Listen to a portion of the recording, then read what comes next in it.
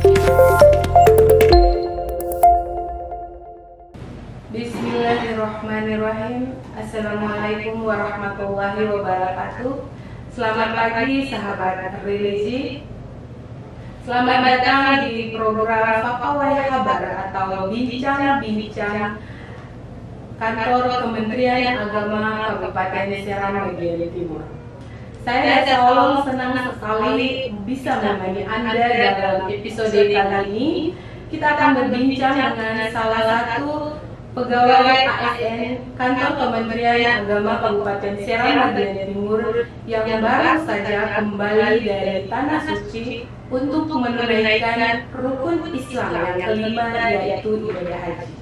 Momen ibadah haji tentu menjadi pengalaman spiritual yang luar biasa dan penuh makna, apalagi bagi seorang aparatur sipil negara Kantor Kementerian Agama yang sehari-hari bergelut dengan keagamaan. Nah, seperti apa cerita, kesan, dan hikmah yang beliau dapatkan selama melakukan perjalanan haji? Kita akan dengarkan langsung dari beliau, tapi sebelum itu ada pepatah yang mengatakan bahwa tak kenal maka harus cari kenal. Jadi kita harus cari kenalan dengan beliau. Mari kita menyapa beliau. Assalamualaikum Bapak Haji Alfian Pelu, SPDI MPD. Waalaikumsalam warahmatullahi wabarakatuh. Apa kabar Pak? Alhamdulillah sehat-sehat, semuanya sehat-sehat juga mudah-mudahan. Alhamdulillah, semoga kita semua dalam keadaan sehat walafiat. Amin. Pak Haji, jabatannya di Kantor Kementerian Agama itu apa Pak? Saya sebagai pengawas. Sebagai pengawas di sini di salah satu madrasah, di pengawas tingkat dasar ya untuk menangani masalah madrasah ibtidaiyah untuk Kabupaten Serang bagian Timur. Iya Pak. Untuk pengabdiannya sendiri Pak, Bapak sudah berapa lama bekerja di Kantor Kementerian Agama Kabupaten Serang bagian Timur? Kalau lamanya sudah paling lama.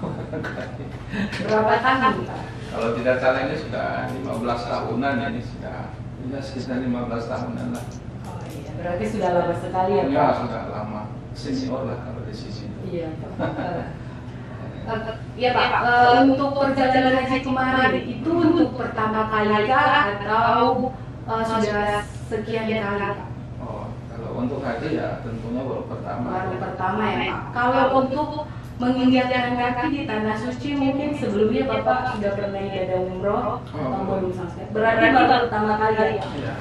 Pertanyaannya Pak, bisa diceritakan sedikit bagaimana perasaan Bapak Haji saat pertama kali menginjakkan kaki di Tanah Suci? Kalau saya sih ibadah haji ini kan ibadah yang ya kata orang sih akuler ya, karena dia tidak sama dengan ibadah-ibadah yang lain. Karena dia ini kan butuh fisik yang kuat, terus butuh juga finansial ya, maksudnya kan ada bahasa Al-Quran itu kan manusia takwa ilaihi sabila. Artinya naik haji ini kan bagi yang mampu. Nah, sudah itu tidak cukup punya uang, tidak cukup punya fisik yang kuat, tapi juga harus punya ilmu yang cukup begitu. Ada ilmu tentang untuk haji itu harus selesai. Maksudnya dia harus paham. Nah, jangan sampai naik haji tapi tidak paham tentang ilmu hajinya. Ya, saya kasih contoh kalau orang mau sholat kalau tidak punya ilmu dan sholat bagaimana? Nah, itu. Ya, pokoknya ibadah haji ini buat saya itu paling masya Allah lah. Tidak bisa saya gambarkan apa perasaannya ya, karena kalau ibadah haji ini diikuti dengan perasaan, masya Allah, yang ada itu cuma rindu begitu. Perasaan rindu. Jadi bayangan kita kalau mengucapkan labbaik Allahumma labbaik, labbaik la syarika lak, itu sudah nangis sudah. Padahal itu belum sampai ke tanah haram, baru menyebutkan ini di atas kesamaan. Itu kita lihat bahwa saya sebenarnya bakat semuanya nangis. Jadi Kalau sudah perasaannya kayak gitu ya sudah pasti rindunya itu bukan main itu. Makanya saya bilang ibadah haji ini yang paling spektakuler daripada ibadah-ibadah yang lain. Karena dia ini kan apa ya, harus sampai ke Baitullah kan. Kalau yang lain kita sholat masih di sini, sedekah masih di sini, ya zakat ya masih di sini. Tapi kalau haji kan tidak bisa, harus sampai ke sana. Apalagi kalau melihat Ka'bah, ya Allah, kalau melihat Ka'bah itu saya tidak mau pulang. Tidak mau pulang ya. Berapa kali Bapak mencium Ka'bah? Oh sering, pokoknya setiap tahun saya cium. Setiap hari? Iya. Pokoknya kalau yang kemarin itu 10 kali saya tawaf. Masya Allah Pak, saya diri. Pokoknya saya tidak mau sia-siakan lah ya kan. Sayang lah ya, sudah sampai di sana uang sebegitu banyak lah ya. Sayang kalau cuma kita sampai sana tidur-tidur. Jadi makanya 10 kali saya tawaf ya, 10 kali juga saya niat untuk siapa saya tawaf. Ya Pak, selanjutnya nih, dari seluruh rangkaian ibadah haji, mana momen yang paling berkesan dan menggugah hati Pak Haji secara pribadi? Ya, ada dua lah ya. Yang pertama, jadi yang pertama itu ketika kita itu melihat Ka'bah. Yaitu pribadi saya lah ya. Jadi kalau melihat Ka'bah itu ya pokoknya lain daripada yang lain. Baru lihat ya sudah nangis lagi. Tapi kita sambil doa. Nah, jadi kalau di Mekah itu kita rindu itu Ka'bah. Kalau di Madinah kita rindu itu adalah kuburan Rasulullah. Karena Rasulullah ada di sana ya. Dari dulu di sana. Nah itu yang paling pokoknya makanya kalau sudah masuk di Masjidil Haram yang teringat itu harus Ka'bah. Nah, itu tuh. Nah terus yang kedua itu apalah ya yang paling berkesan itu ketika kita bisa menolong orang lain yang tidak mampu untuk melakukan ibadah dan kita sendiri yang menolong. Iya Pak. Nah, kalau yang tadi melihat Ka'bah saya tahu itu pribadi saya kan. Tapi kalau saya bisa bantu orang lain untuk dia ibadah ke di Baitullah, contoh misalnya dia tidak mampu secara fisik nih, lansia, ya kan, tidak mampu secara kita bawa. Nah di situlah kita punya pahala di situ. Pahalanya lebih 2 kali lipat rasanya ya Pak. Ya. Pengalaman saya sendiri itu waktu ada itu 2 orang saya bimbing. Itu tahu kedatangan ya, yang semuanya sudah. Nah, ini cuma cerita lah ya. Habis itu saya gendong 2 orang, ya tunggang satu bapak, satu ibu. Itu tawaf pertama sudah. Sedangkan ibu ini kan lansia harus tawaf juga kan. Iya. Sampai tidak tahu. Nah, saya di situ tuh saya gendong, saya pegang, saya tuntut. Nah, disitulah saya bilang, Masya Allah, ada ini memang pahalanya itu kalau kita di sini kan satu ya. Kalau kita di sana tinggal di sini, satu. Tapi kalau di sana kan beribu-ribu kali lipat. Bayangkan kita bisa menolong orang karena dia ibadah, karena Allah itu pahalanya lebih banyak lagi. Jadi saya dapat tawaf lagi akhirnya. Saya dapat umroh lagi. Jadi yang bantu umroh pertama kali itu bapak-bapak, ya, saya dapat umroh sunnah lagi. Saya harus main dengan mereka lagi, bayangkan yang 2 kali itu butuh tenaga yang super. Tidak tahu itu diperkirakan itu sekitar berapa ya? Mungkin sekitar 4 kilo apa? Entah itu saja kemungkinan sekitar itu kalau kita 7 kali. Begitupun sa'i. Sa'i itu kalau pulang balik itu sofa, marwah, balik lagi itu mungkin sekitar ya sama mungkin itu 5 atau 6 kilo ya. Kalau dihitung itu sudah 11 itu. Berarti sebelum berangkat kita benar-benar harus latihan fisik dulu ya Pak? Ya, secara normalnya memang harus latihan fisik ya. Tapi waktu saya di sini latihan fisik cuma sebulan berangkat gitu. Latihan fisik cuma ada 3 kali atau 4 kali. Masya Allah Pak, berarti Bapak diberi kekuatan saat di sana. Iya, sampai di sana itu malah lebih kuat. Iya, Masya Allah Pak.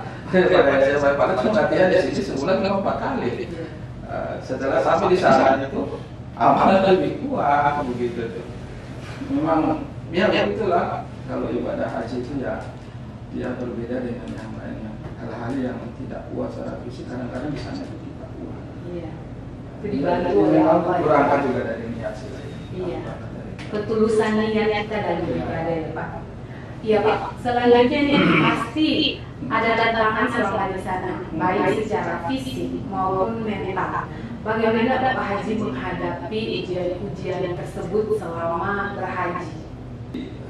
Kalau dalam ayat Al-Quran itu kan Allah kata Al-Hajju Ashhurun Ma'lumat. Faman farada fihi al-hajja fala rafath wala fusuq wala jidal fil hajj. Yang dihindari itu adalah berdebat-debatnya itu. Jadi kalau di sana itu terkadang itu apalagi posisinya di Ar-Musna. Ar-Musna itu Arafah, Muzdalifah, Mina.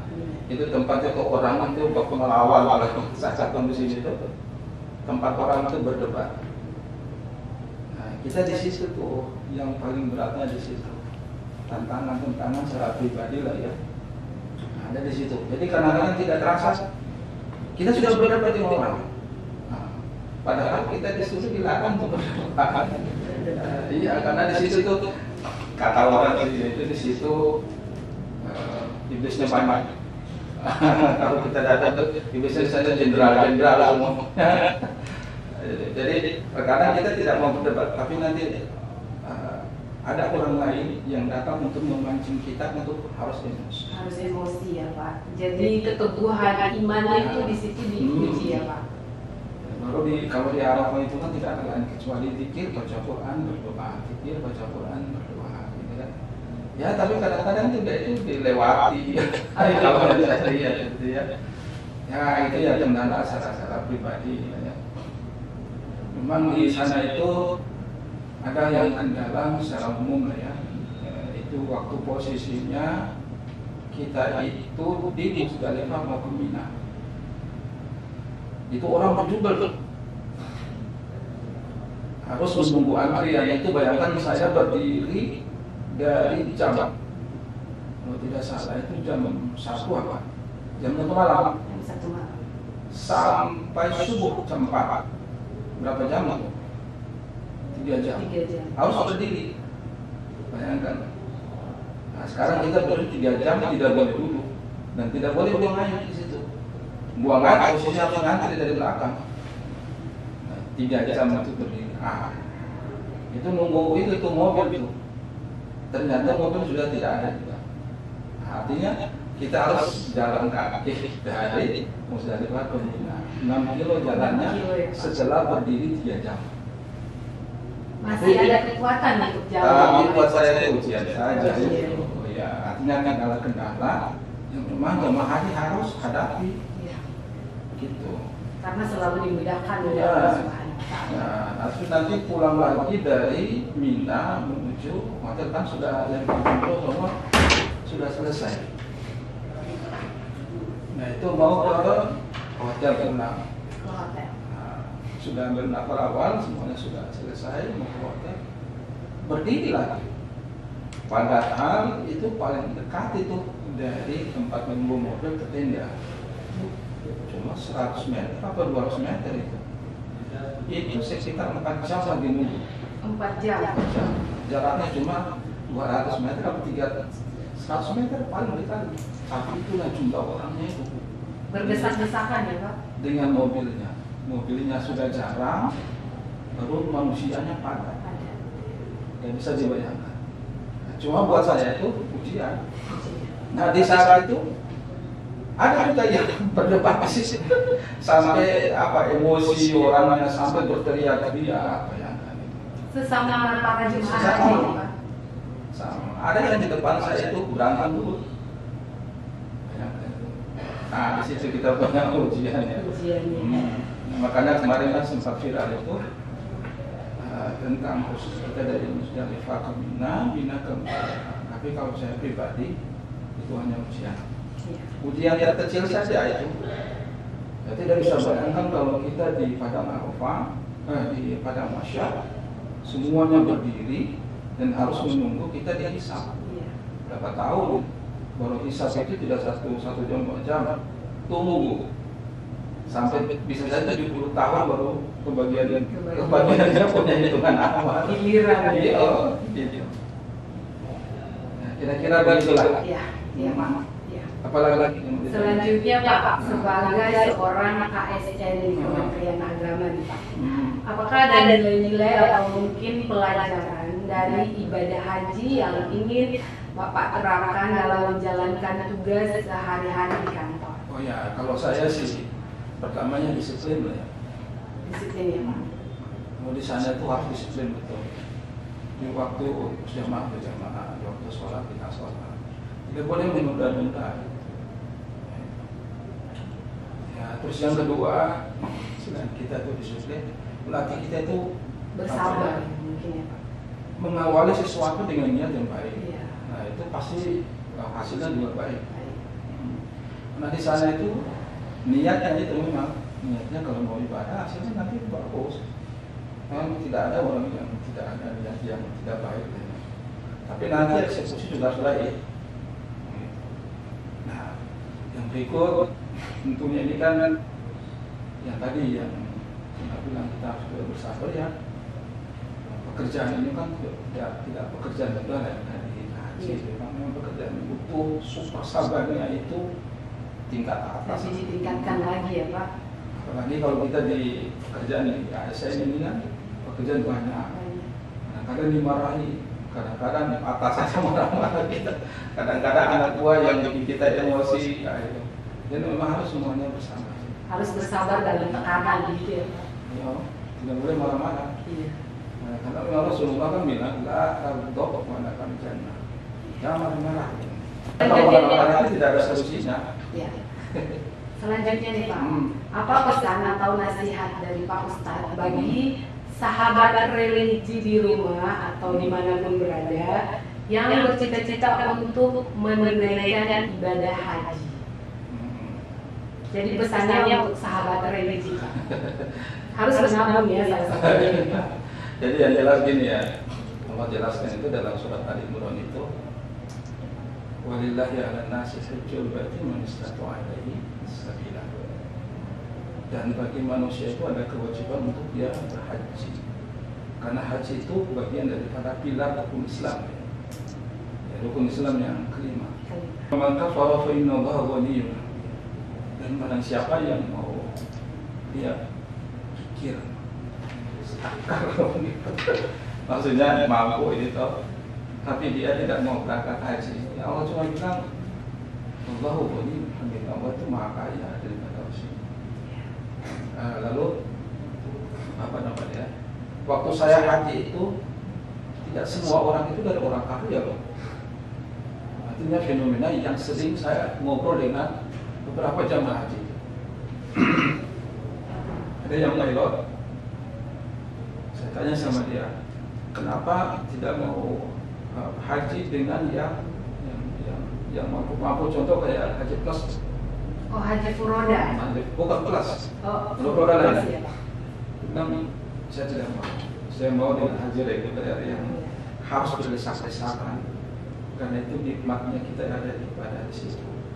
Kalau yang haji plus tidak ada masalah. Karena semuanya difasilitasi itu enak. Tapi kalau haji reguler kita penuh tantangan. Disitulah kita punya nilai pahala. Yang kedua, saya ngobrol lagi dengan tukang jahit. Hanya menjadi apa? Tapi dia naik haji. Ada saya ngobrol lagi dengan tukang kebun. Dia naik haji. Ya, kalau kebun ini kan ketemu orang sini kan ada yang orang-orang tua di posisi ini kan cukup banyak. Tapi semua naik haji. Jadi lihat di sana itu semua orang berangkat haji dari semua profesi atau semua keahlian. Ada yang pemungut dia naik haji. Nah kita bukan pemungut, bukan apa-apa, kita bisa tidak naik haji ya, pertanyaannya. Tergantung niat. Artinya ada orang yang mampu kalau tidak niat naik haji, tidak. Tapi kalau ada yang tidak mampu dia niat naik haji, insya Allah akan diberangkatkan. Iya Pak. Jadi Pertanyaan yang ngabuk. Iya. Pertanyaan yang terakhir ini Pak, kalau bisa diungkapkan dengan satu kalimat, apa makna ibadah haji bagi Bapak? Buat saya sendiri. Iya. Ya, buat saya itu ibadah haji itu, jadi Allah jelaskan dalam ayat Al-Quran, akhir daripada Al-Hajj Ashhurun Ma'lumat itu menjelaskan, jadilah kalian jadi orang yang takwa. Itu kuncinya. Kita haji, kita ingin buktikan bahwa kita itu jadi orang yang takwa. Kunci terakhir, mutlak. Satu kata dari saya itu naik haji, nah kita mau jadi orang yang muttaqi. Terima kasih Pak.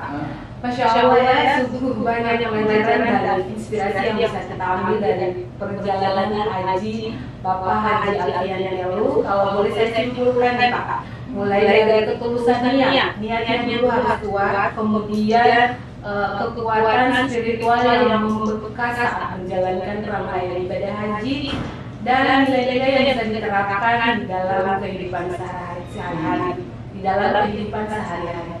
Terima kasih banyak Pak Haji atas waktunya, atas ceritanya dan pelajaran berharganya. Semoga ibadah hajinya mabrur dan membawa berkah tidak hanya bagi diri sendiri, tapi juga lingkungan kerja, masyarakat luas, dan sahabat religi tentunya. Untuk sahabat religi, semoga episode kali ini bisa menjadi penyemangat untuk lebih rajin lagi menabung jika punya niat untuk beribadah ke tanah suci. Akhir kata, saya pamit undur diri. Saya Dasa Olong dan Bapak Haji Alfian. Sama-sama ya Pak, kita salam mengucapkan wassalamualaikum warahmatullahi wabarakatuh.